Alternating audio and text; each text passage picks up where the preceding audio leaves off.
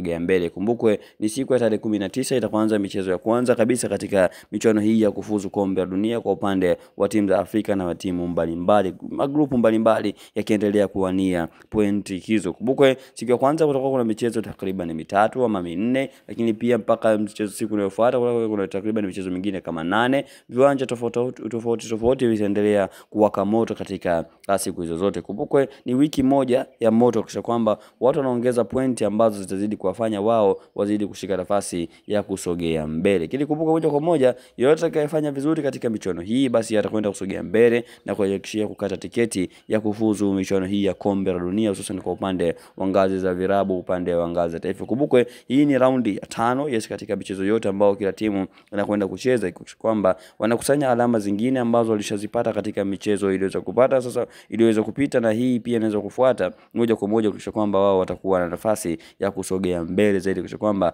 wanapata matokeo mazuri. Kumbuka moja kwa